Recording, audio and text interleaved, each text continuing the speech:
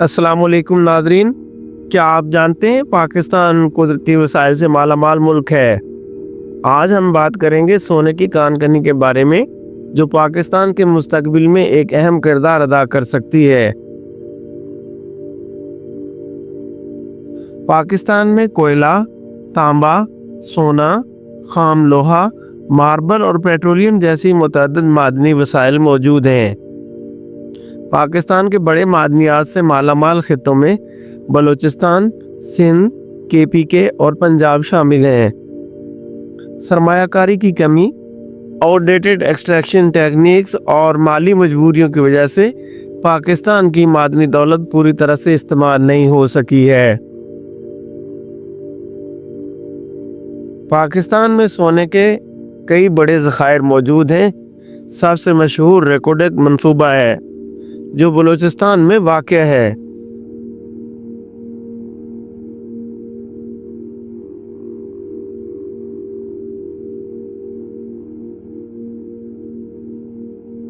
اس کے علاوہ چترال، خیبر پختونخوا اور گلگت بلتستان میں بھی سونے کے ذخائر پائے جاتے ہیں۔ اس وقت پاکستان میں سونے کی کان کنی محدود پیمانے پر ہو رہی ہے، تاہم حالیہ معاہدے اور نئی سرمایہ کاری مستقبل میں اس شعبے میں بڑی تبدیلی لا سکتے ہیں۔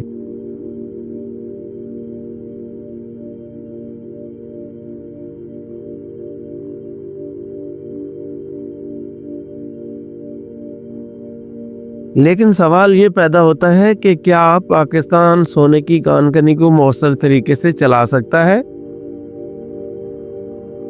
اس سلسلے میں کچھ چیلنجز ہیں جو پاکستان کو درپیش ہیں، جن میں جدید ٹیکنالوجی کی کمی، سرمایہ کاری کے مسائل، ماحولیاتی اثرات اور مقامی آبادی کے خدشات نمایاں چیلنجز ہیں۔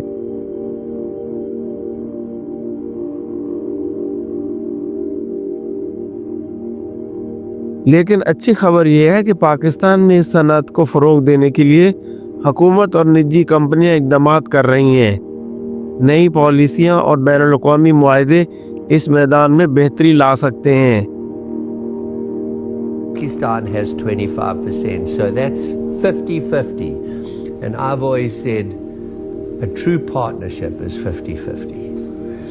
And so this is something we're going to do together.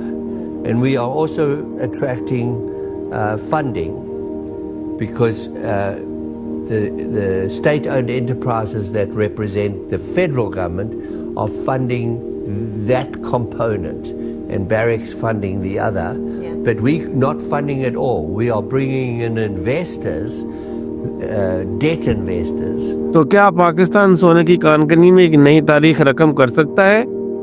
یہ وقت ہی بتائے گا، مگر امکانات روشن ہیں۔ اگر صحیح اقدامات کیے جائیں تو پاکستان نہ صرف اپنی معیشت کو مضبوط بنا سکتا ہے، بلکہ عالمی سطح پر بھی ایک اہم مقام حاصل کر سکتا ہے۔ اگر آپ کو یہ ویڈیو پسند آئی ہو تو لائک، شیئر اور سبسکرائب ضرور کریں۔ شکریہ۔